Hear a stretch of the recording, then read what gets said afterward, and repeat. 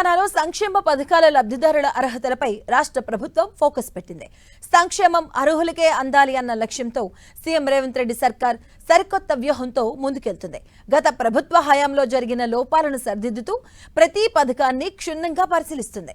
అంతేకాదు అక్రమ లబ్ధిదారులు ఏరివేతే లక్ష్యంగా ఫ్యామిలీ డిజిటల్ కార్డు విధానాన్ని ప్రవేశపెట్టేందుకు కసరత్తును వేగవంతం చేసింది తెలంగాణ సర్కార్.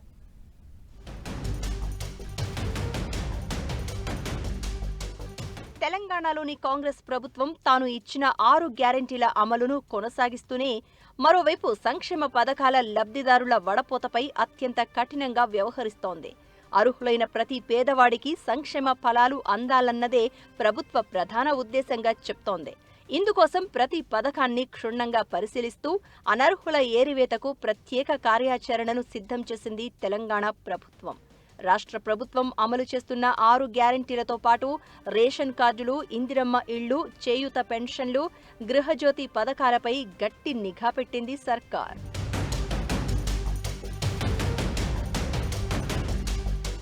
ప్రభుత్వ ఖజానాకు గండి కొడుతున్న బోగస్ లబ్ధిదారులను తొలగించేందుకు ఫ్యామిలీ డిజిటల్ కార్డు విధానాన్ని తీసుకురానుంది సర్కార్.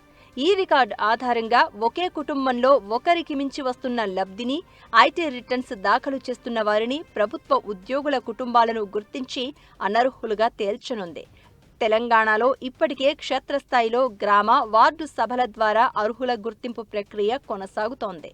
కొత్తగా జారీ చేయబోయే రేషన్ కార్డులు, ఫ్యామిలీ డిజిటల్ కార్డుల ద్వారా అనర్హులను పూర్తిగా వ్యవస్థ నుంచి తొలగించవచ్చని అధికారులు భావిస్తున్నారు. దీనివల్ల బడ్జెట్ భారం తగ్గడమే కాకుండా నిజమైన పేదలకు మరిన్ని ఎక్కువ ప్రయోజనాలు కల్పించే అవకాశం లభిస్తుందని అంచనా వేస్తోంది రేవంత్ రెడ్డి ప్రభుత్వం.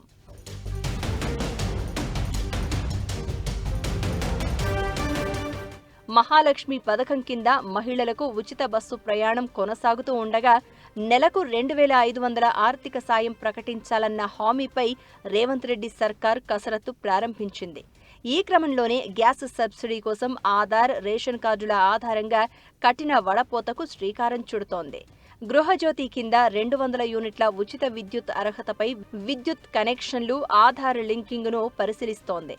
రైతు భరోసా కింద సాగులో లేని రియల్ ఎస్టేట్ భూములు, కొండలు, గుట్టలకు గతంలో ఇచ్చిన నిధుల దుర్వినియోగానికి అడ్డుకట్ట వేయాలని సర్కారు యోచిస్తోంది.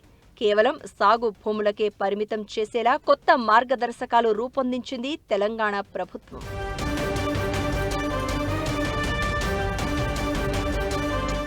రాష్ట్రంలో పింఛన్లు పొందుతున్న లబ్ధిదారుల జాబితాను సైతం పునఃపరిశీలించింది ప్రభుత్వం. దీంతో రాష్ట్ర వ్యాప్తంగా దాదాపు 1,28,000 మంది అనర్హులు ఉన్నట్లు గుర్తించారు అధికారులు.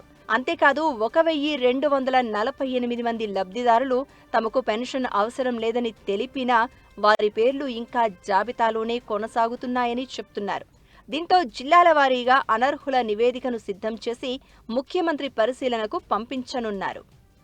మొత్తానికి తెలంగాణలో సంక్షేమ పథకాల పంపిణీలో పారదర్శకతను పెంచేందుకు రేవంత్ రెడ్డి ప్రభుత్వం ఫుల్ ఫోకస్ పెట్టింది. అయితే ఈ చర్యలు ఎంతవరకు సఫలీకృతమవుతాయో వేచి చూడాల్సిందే.